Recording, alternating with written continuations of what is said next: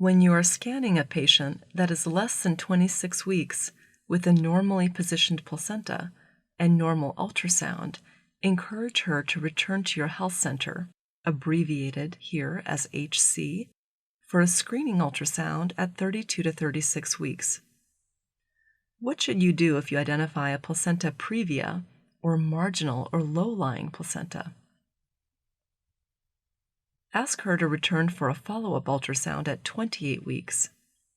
If the abnormality persists, send her to your referral hospital for a repeat ultrasound. Algorithms may vary somewhat according to local practice. You should consult your referral hospital for the algorithms appropriate for your practice. Note that in our algorithm, RH stands for referral hospital.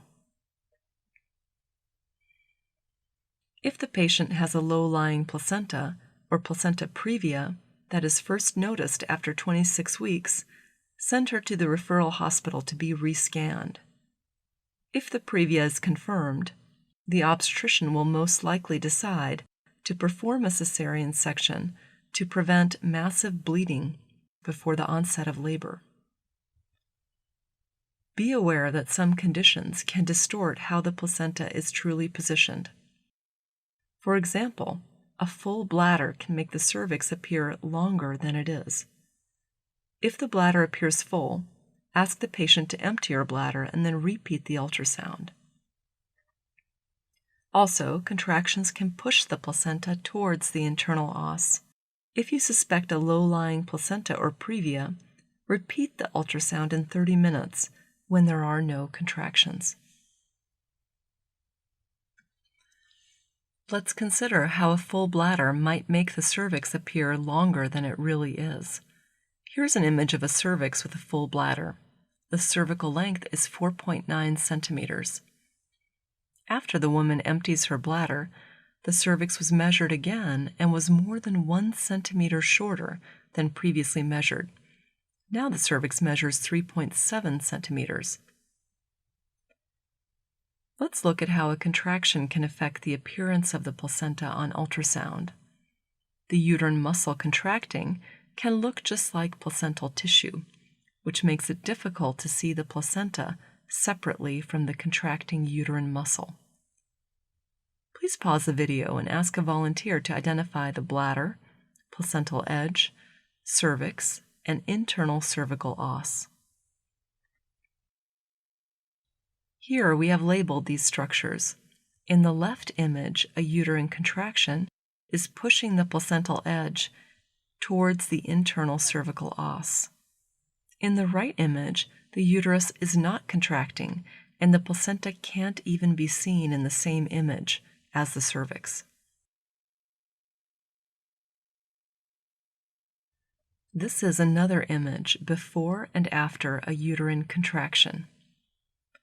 The left image shows how difficult it can be to distinguish the placenta from the contracting uterine muscle. Please pause the video now to ask a participant to identify the placenta, contracting uterine muscle, and cervix in both images. Here we have labeled these structures. The uterus is contracting in several places in the left image. The anterior uterus is contracting, which pushes the placenta down and closer to the cervix. The lower uterine segment close to the cervix is also contracting, which produces a bulge on either side of the cervix. Notice that when the contraction resolves, the placenta is far from the cervix. In fact, we cannot even see it on this image. In this image, the uterine muscle is contracting and pushing the anterior placenta down. Here we have outlined the uterine muscle and the anterior placenta to make their boundaries more obvious. Now we have removed the outlines so that you can see the structures more easily. Another condition of the placenta to watch for is placental abruption. This is when the placenta separates from the uterus. This usually occurs in the third trimester but can also occur in the second trimester. Abruption can cause bleeding in the placenta or between the placenta and uterus. It can also cause abdominal pain, uterine tenderness, and vaginal bleeding. Placental abruption is a leading cause of maternal death, so it is critical to identify this condition. This is how placental abruption might appear on ultrasound. There is an abruption in each image. Please ask a participant to try to identify the abruption, which can appear behind or next to the placenta as an isoechoic or hypoechoic fluid collection. If the bleed has recently occurred, the fluid may appear hyperechoic.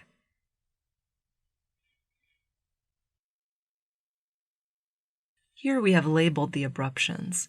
In the left image, we can see a hypoechoic abruption extending from the edge of the placenta and filling the lower uterine segment. In the right image, the abruption is located behind the placenta and appears slightly hypoechoic to the surrounding tissues. This is called a retroplacental abruption because it is located behind the placenta. Abruption usually occurs at the edge of the placenta, but it may be in the placenta as well. It can appear hyperechoic, isoechoic, or hypoechoic, with more recent bleeds appearing hyperechoic and older bleeds appearing more hypoechoic. Even if you do not see an abruption on ultrasound, that does not mean that it hasn't occurred. In fact, ultrasound usually does not visualize abruption, and the diagnosis is more often made clinically. However, if you see ultrasound evidence of abruption, this is associated with worse outcomes for the mother and baby. Remember, abruption is possible even if you don't see it. Because ultrasound is not always reliable for abruption, we must also watch for clinical signs of abruption. These include second or third trimester uterine bleeding, sudden abdominal pain, and uterine tenderness. If you suspect abruption, refer to the hospital immediately. Placental abruption is a leading cause of maternal death. Let's review some of the recommendations from this lecture. What would you do if you found a low-lying placenta at 32 weeks? Send to the referral hospital for repeat scan. What should you do if you suspect a placenta previa? Rescan the patient after 30 minutes in case a contraction has given the appearance of a previa. What should you do if you suspect an abruption? The answer is immediately refer to the hospital. This is a leading cause of maternal death. What should you do if you identify a marginal previa at 32 weeks? The answer is to send her to the referral hospital for a repeat scan. Let's review some key points. If you identify a low-lying placenta or placenta previa, refer to the hospital if the abnormality persists on a scan at 28 weeks or later. Bleeding may be caused by abruption or placenta previa. All patients with second or third trimester bleeding need urgent hospital referral. Here are questions for review. Why is it important to locate the placenta? If the placenta covers the os, like in a previa, it can cause massive bleeding during pregnancy or delivery. How far should a normal placenta be located from the internal os? The answer is more than 2 centimeters. How close to the cervix must the placenta be if it is low-lying? The answer is 2 centimeters or less. What 2 conditions can affect the position of the placenta? The answer is a full bladder and a contraction? What symptoms will a mother have if there is a placental abruption? The answer is abdominal pain, uterine tenderness, and bleeding. If you identify a previa before 28 weeks, what should you do? The answer is a follow-up scan at 28 weeks.